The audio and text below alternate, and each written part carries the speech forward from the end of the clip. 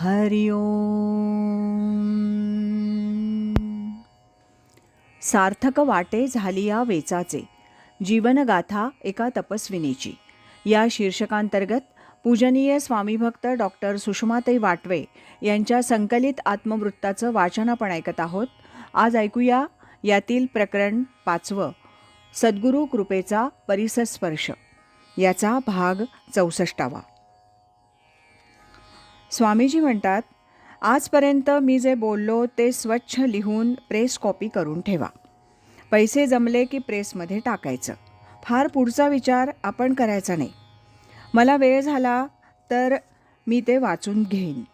नाहीतर काय छापायचं ते तुम्हाला माहिती आहे, त्याप्रमाणे छापा. तुम्हाला यापुढे काळजी करण्याचं काही कारण नाही. तुमचा जन्म फुकट जाणार नाही. इथं आला नसता तर मात्र जन्म फुकट गेला असता, परंतु तसं झालं नाही.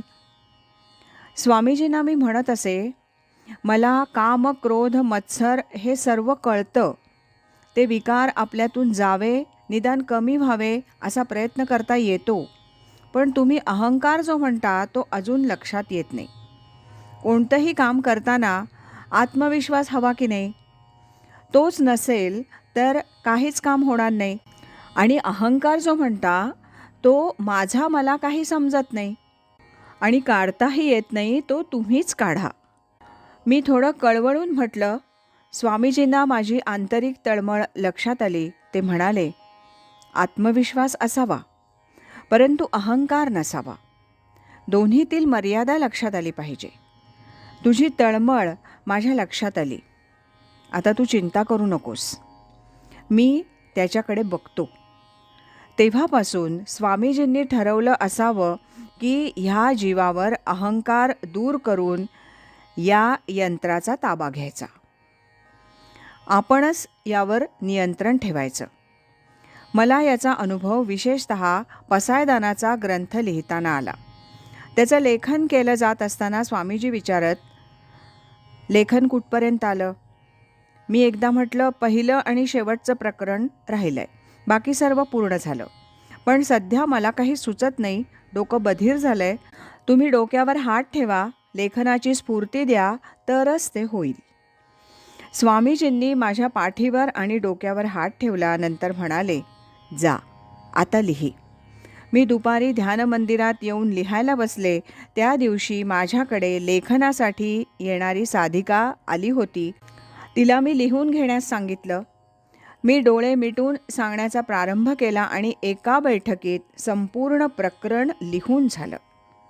याच पद्धतीनं शेवटचं प्रकरणही एका बैठकीतच लिहिलं गेलं.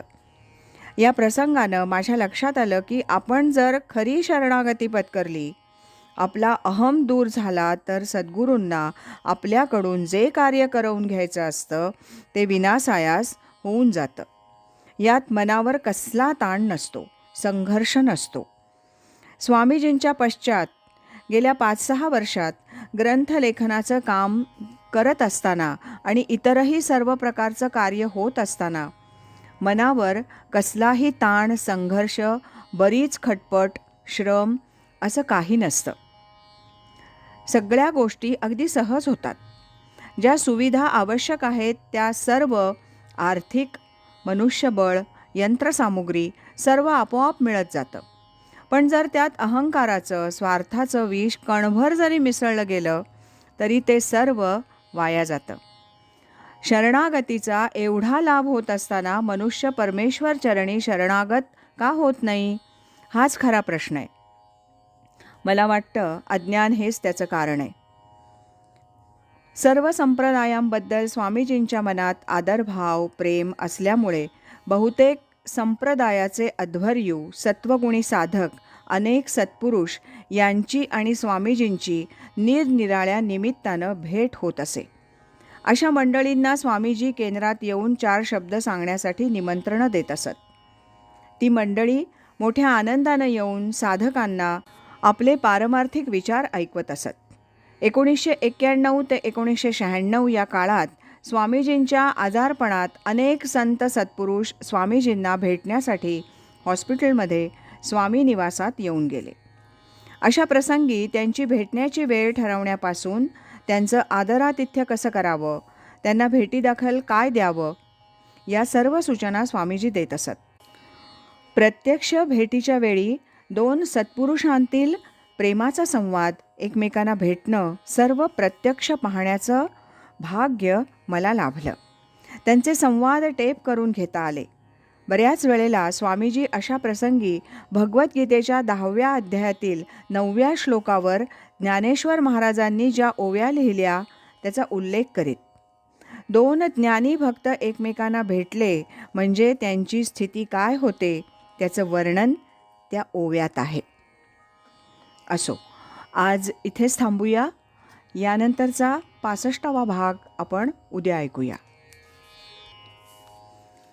अखंड करी सोहम ध्यान, कृतार्थ जीवन होय त्याचे. हरि ओम तत्सत.